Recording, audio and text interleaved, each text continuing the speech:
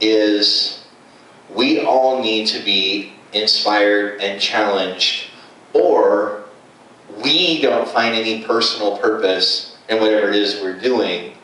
And if other people don't show up, if other people don't like it, or like in my world, people don't show up and people don't like it, and then there's a whole virtual world where it's doing fine in, but I never get to enjoy that, I have to find some kind of center and peace and encouragement in what I'm doing, or, well, it's no fun. And I don't think there's anything worse in the world than doing what you really want to do and have it be no fun.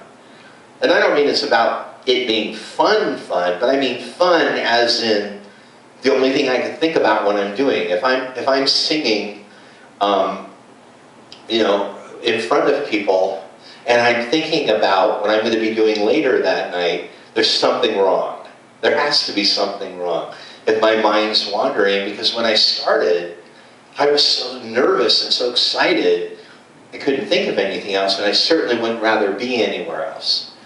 And I feel like I feel ridiculous when I'm practicing. I feel ridiculous. I stand there and I go, this is like the dumbest thing I've ever done. This is going to look dumb, this is going to sound dumb, and people are going to hate it. And the only thing I can say is a voice bellows from beyond, heaven or inside me, wherever God's talking to me from, and it says this, but look how much fun you're having.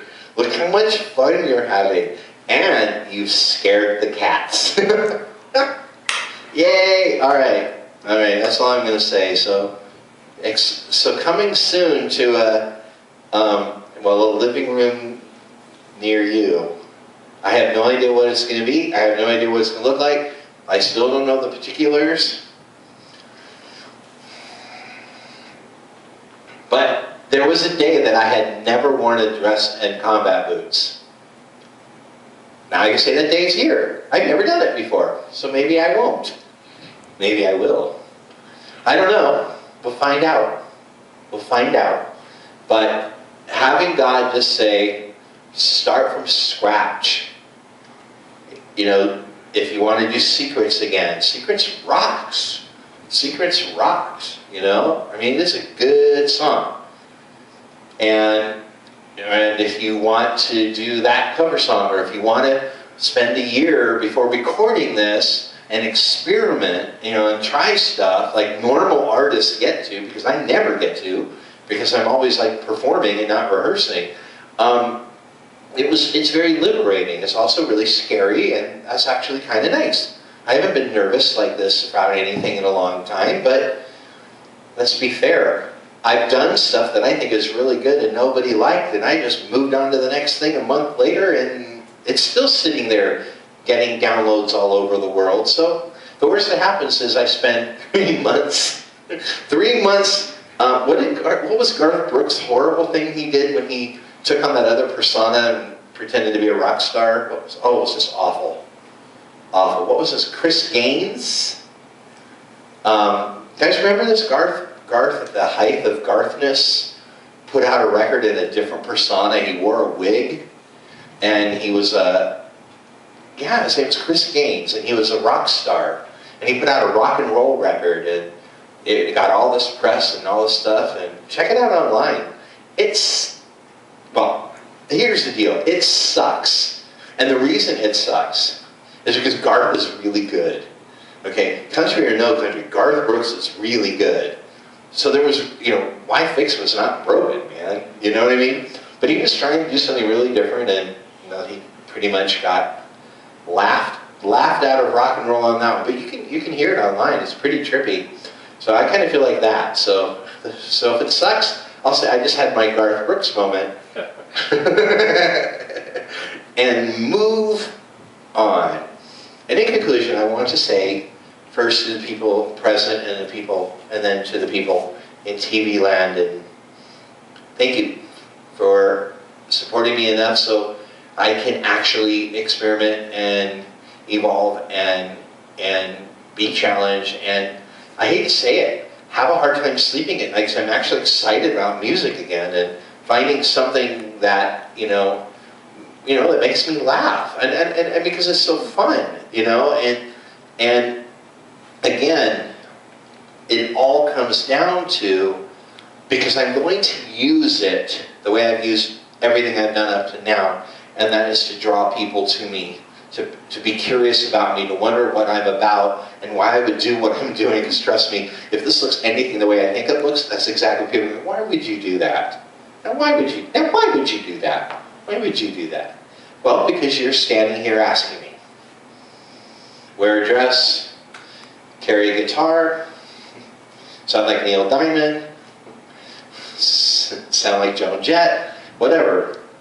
The end result is I get to be like a human jukebox and play all these cool sounds inside me and get them all out in the open, get people to hear it, and then use it as an opportunity to tell people that Jesus loves them.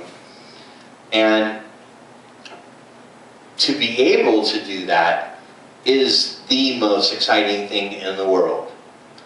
It's just to be doing it and to be bored or disappointed or unmotivated. It's just robs the doer of the joy of doing it. And I am absolutely convinced if the cook loses interest in the kitchen, he can follow the recipe all he wants, but the food's not going to be the best it could be. And I remember when I started out and I was worried about what I was going to get paid for shows, and love offerings were small, or audiences were small, or ministers purposely forgot to do love offerings just so I wouldn't get money. I remember that the worrying about money just killed me. It ruined the shows. I'd be like dancing around like a rock star, and I'd be like, what's the point? I'm miserable on the inside. And the way God solved that was me saying I'm not going to charge for anything. That I'm going to just trust God that He's going to provide people to financially support my ministry at www.PaisleyYankolovich.com. We take PayPal. But by liberating myself of the financial need of the moment, that the people in the room had to fix my, I played shows and I didn't have money for gas to get home. It made it where I lived on the edge and had a great time. And I think that's what God's trying to do in my heart and my soul, is to bring that maverick, rebellious, reckless, unpredictable sensation of just doing it without having any concept of whether or not it's going to work or not. Is truly, it's inspirational, and I think at the heart of ministry, that's what it's all about. That we are out, we talk to people, and we have no idea if what we're saying is working. We have no idea how dumb we look, or even worse, we probably have a really good idea of how dumb we sound to people. I do that a lot. I'll be sharing the Lord with people. I'm like, I know how dumb this sounds, but trust me, it's not dumb. It's dumb to reject this. It's actually very powerful to have all that weakness in what we do. And I think God's bringing that around in my ministry, in my performance, in my art, in my songwriting, in all of it, because He's just doing a new thing. And I am trusting Him for huge success. I'm trusting Him to make it all make sense.